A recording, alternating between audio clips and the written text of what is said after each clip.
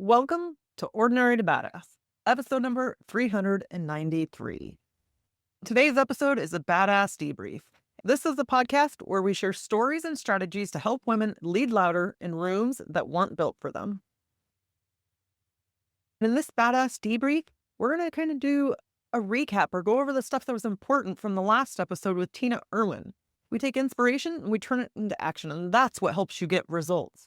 Last episode, we heard from Tina Irwin, and I loved the combo talking with Tina about her Navy commander and all of her leadership stuff and paving the way to the metaphysical stuff she talked about. It was so powerful. So if you didn't get that episode, go back and listen.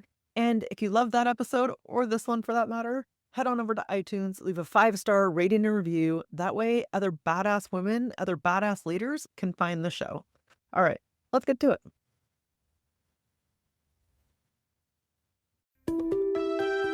Be confident, be bold, be authentic, but don't forget to take action. This is Ordinary to Badass, where our stories empower women to step into the spotlight of their own lives and pursue what they're truly passionate about.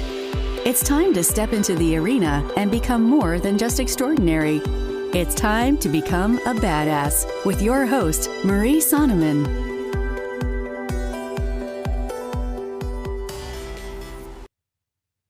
Okay, a quote that hit hard from Tina. She said, "You don't come here as a human being because it's easy. You come here for the opportunity to learn."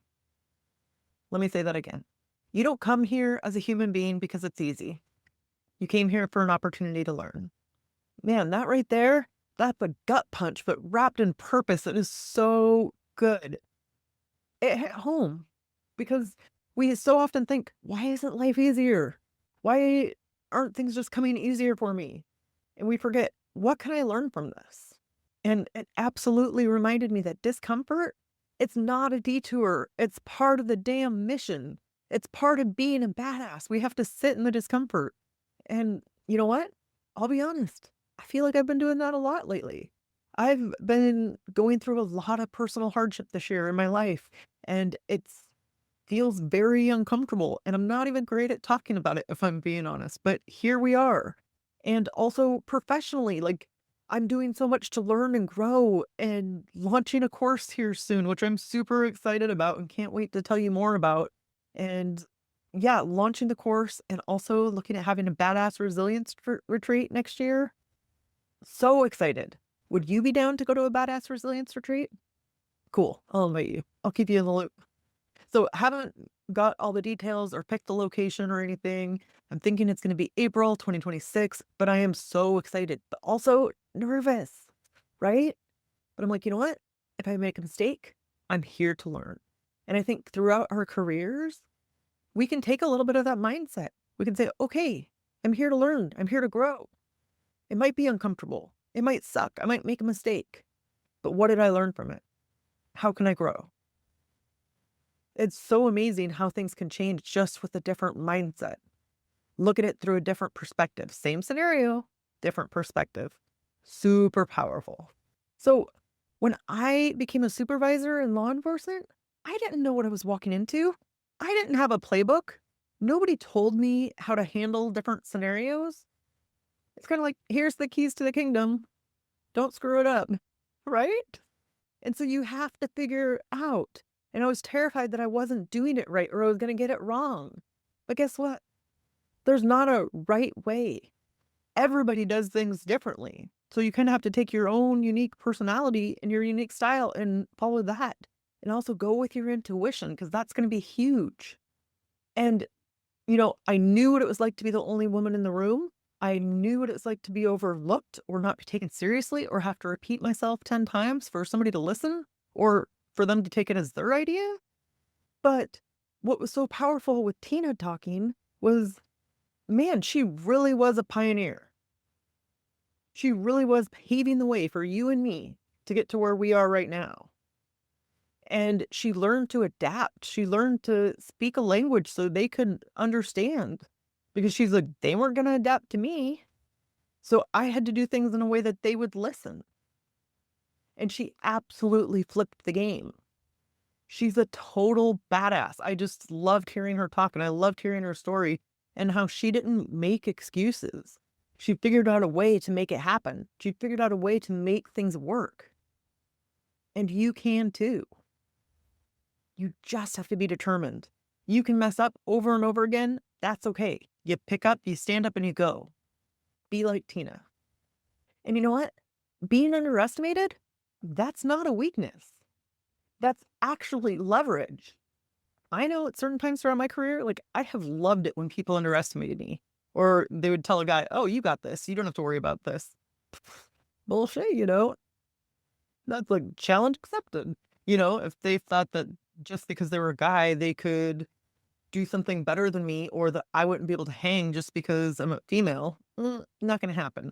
It's like, especially when I've heard stuff like that, and some of it would be physical stuff, or like one time I was in defensive tactics, almost like martial arts, but teaching police officers how to defend themselves. And I was with some 300-pound dude, and he was like buff, like just all muscle and huge. And we had to do some exercise. And so I had to hold him down. And at the time, I was like really tiny. I was probably like 130 pounds. And so I had to hold him down. And the instructor was like, oh, this is going to be over in a quick second or something like that. And so I made it my mission to hold him down. And I think we had to do it for 1 minute. And I was just so stinking stubborn that I was not going to let him get up off the mat. And I was going to hold him down there. And you know what? I did. It's like, yes, challenge accepted. So use those times where people underestimate you and use it as leverage. Use it to your advantage because maybe they think it's going to be easy. Okay, watch me. Watch me. But again, you could take that as being defeated, like they all know I can't do it anyway. Or you can take it as challenge accepted. Watch me. So Tina, she didn't fight the system by yelling louder. She learned the language. Then she wrote the damn rules. She did things her way. So here's a takeaway from that. You don't have to lead with the loudest voice.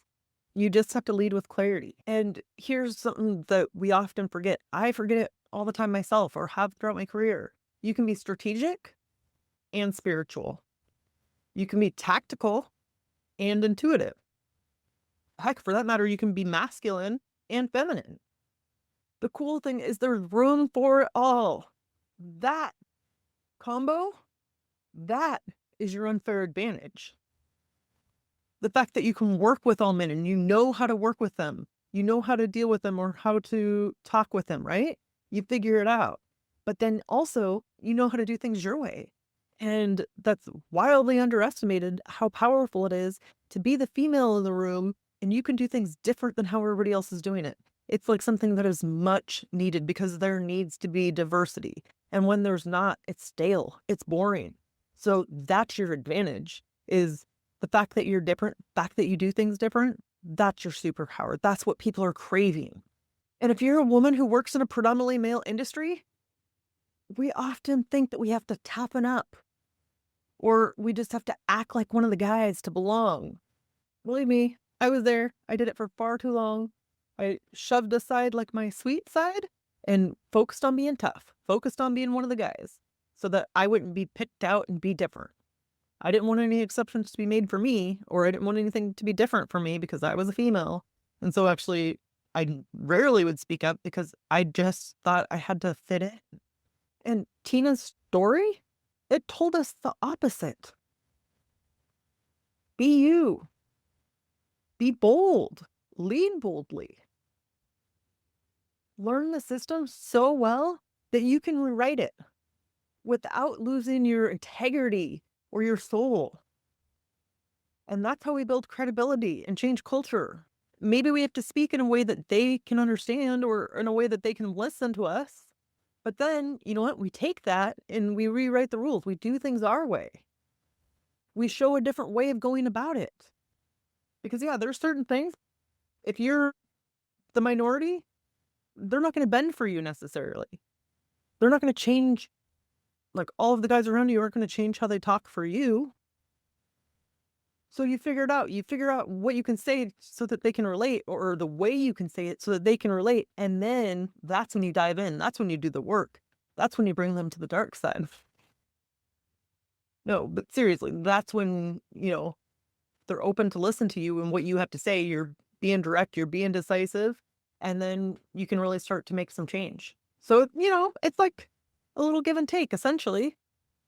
Like you learn how to speak their language, and then they learn how to speak yours. Okay, so this week's reframe. If you're being asked to make change, but not given the authority, this week's reframe.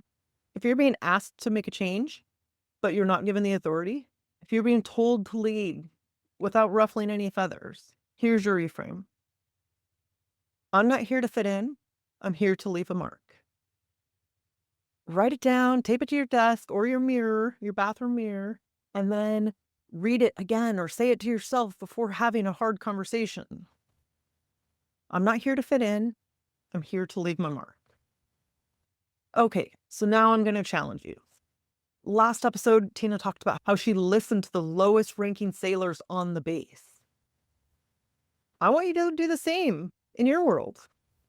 Ask someone on your team what's not working. Get curious, not just about what's broken, but how can you support them? Then, based on what you find out, do one small thing. Take action. That's how trust is built. That is how change gets momentum.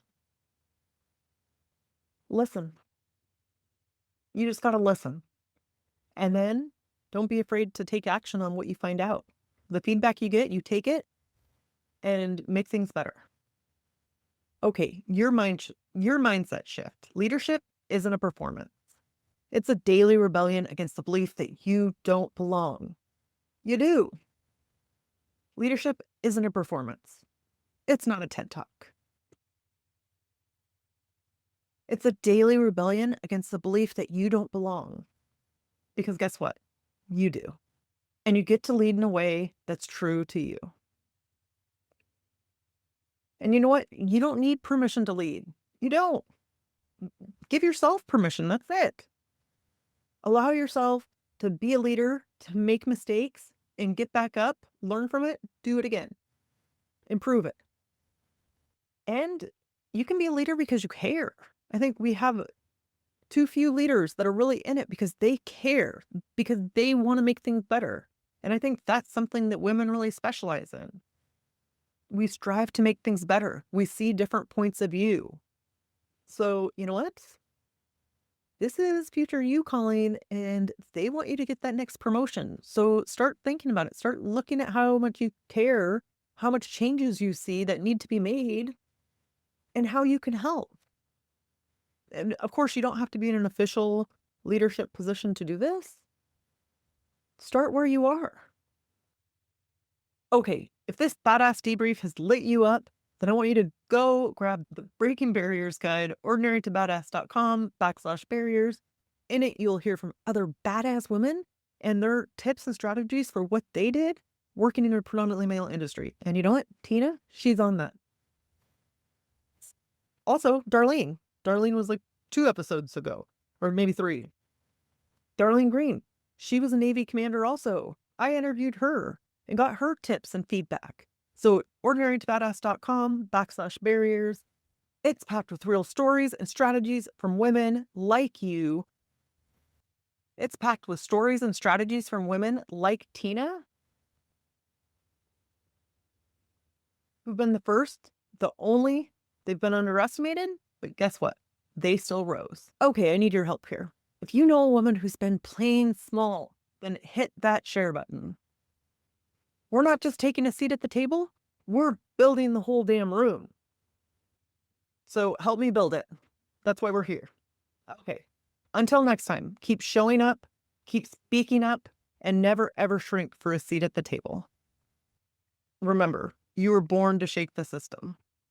And with that, we'll end the show. Tell the badass women out there staying in the arena, wherever you are, whatever you're doing, own it and get after it.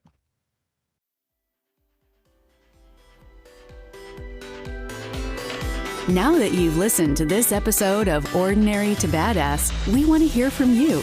Go to our website, ordinarytobadass.com/podcast, and submit your own experience on how you took your life from ordinary to badass and get the chance to be on a future Spotlight episode of the show. That's ordinarytobadass.com/podcast. While you're waiting for the next episode of the show, wipe off the sweat, dust off the dirt, and get back in the arena.